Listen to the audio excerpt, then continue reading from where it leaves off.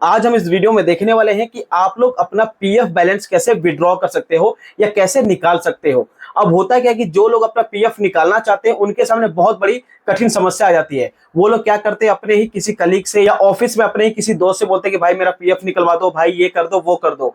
अब आप लोगों को किसी की भी हेल्प लेने की जरूरत नहीं है, मतलब किसी की हेल्प लेने की जरूरत नहीं है तो नहीं है।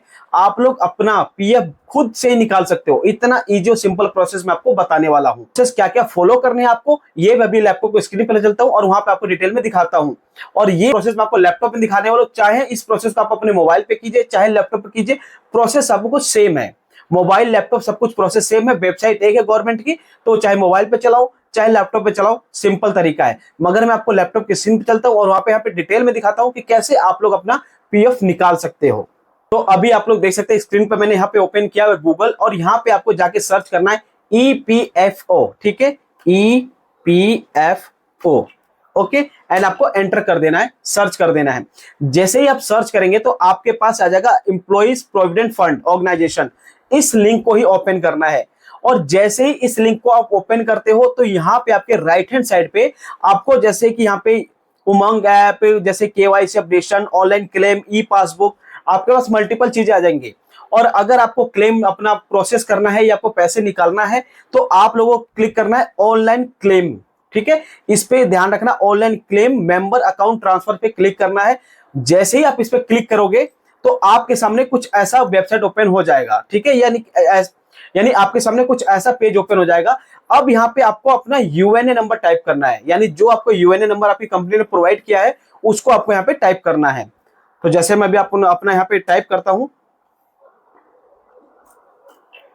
ठीक है, मैं इसको भी हाइड कर देता हूं सो दैट की प्राइवेसी इशू है इस वजह से। और मैं यहाँ पे अपना पासवर्ड डाल देता हूं। पासवर्ड डालने के बाद अब यहाँ पे आपको अपना कैप्चा डालना है। जो ऊपर आप देख रहे हैं अल्फाबेटिक आ रहे हैं, इसको आपको चाहे स्मॉल लेटर में हो तो स्मॉल लेटर में और कैपिटल लेटर में हो तो कैपिटल लेटर में आपको टाइप करना है, राइट। एंड उसके बाद आपको कर देना साइन इन। जैसे ही इसको आप साइन इन करेंगे आपके पास कुछ ऐसा यूजर इंटरफेस आपके पास आ जाएगा। अब क्या होगा कि आपके मोबाइल पे एक ओटीपी गया होगा, इस ओटीपी का आपको यहाँ पे सबमिट करना है। ओके, ओटीपी सबमिट करने के बाद बहुत आपको मैं डिटेल में दिखा रहा हूं, तो अगर आप इस वीडियो को एंड तक देख लिए तो आप लोग अपना पीएफ 2 मिनट में ट्रांसफर कर लोगे अपने अकाउंट में, ध्यान रखना। ओटीपी यहां मैंने सबमिट कर दिया और जैसे ही आप ओटीपी सबमिट कर देंगे तो कुछ आपके पास ऐसा आपका प्रोफाइल ओपन हो जाएगा। ठीक है, राइट हैंड साइड पे आपकी सारी डिटेल आ जाएगी, मतलब कि आपका यूएनए नंबर, आपका नाम, आपका डेट ऑफ बर्थ, आपका जेंडर मेल है फीमेल है। ठीक है, एंड देन अब आपको क्या करना, अपना पीएफ निकालना है। आपका पीएफ बैलेंस आपको अकाउंट में ट्रांसफर करना है। अब यहाँ पे ध्यान से देखना दोस्तों, एक एक स्टेप को और बहुत ध्यान से देखना। और अगर अभी तक आप लोगों ने चैनल को सब्सक्राइब नहीं किया तो जल्दी से सब्सक्राइब कर दीजिए। आपको यहाँ पे करना है ऑनलाइन सर्विसेज पे। अब ऑनलाइन सर्विसेज पे करने के बाद आपको यहाँ पे क्या करना है, क्लेम फॉर्म पे क्लिक करना है।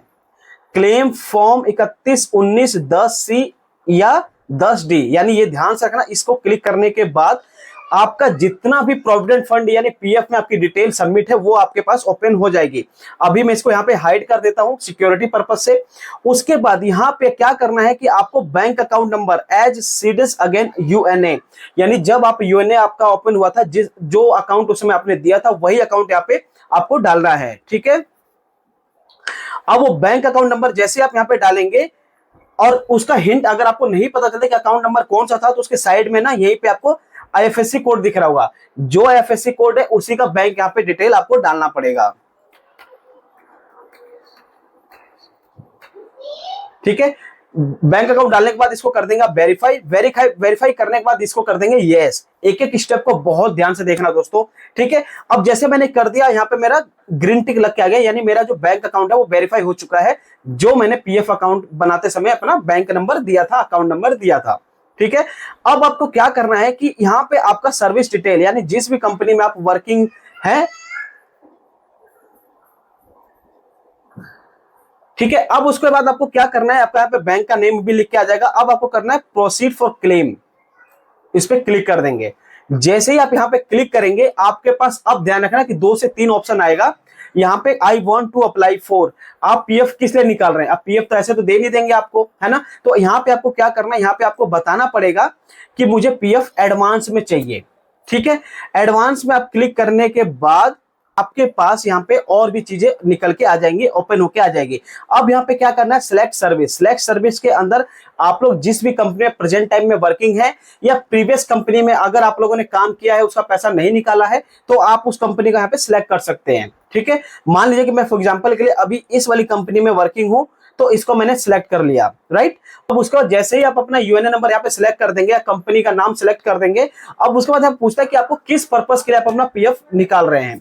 उसके बाद यहाँ पे आपको ज्यादातर आपको एक चीज पे ध्यान देना है, यहाँ पे करना है इलनेस, मतलब कोई बीमारी के कारण आप पैसा निकाल रहे हो, यही आपको यहाँ पे बताना है। और अगर आप इसके अलावा कुछ बताते हो तो जितना भी आप अमाउंट डालोगे शायद उससे उससे बहुत कम आपको ये देंगे। ठीक है, तो मैं यहाँ पे इनलेस डाल देता हूं। इनलेस डालने के बाद अमाउंट आपको कितना चाहिए। अब एक चीज ध्यान रखना दोस्तों कि आपके पीएफ में या पीएफ बैलेंस आपको पड़ा 1 लाख रुपए, अब आपको 2 लाख रुपए टाइप नहीं करना है।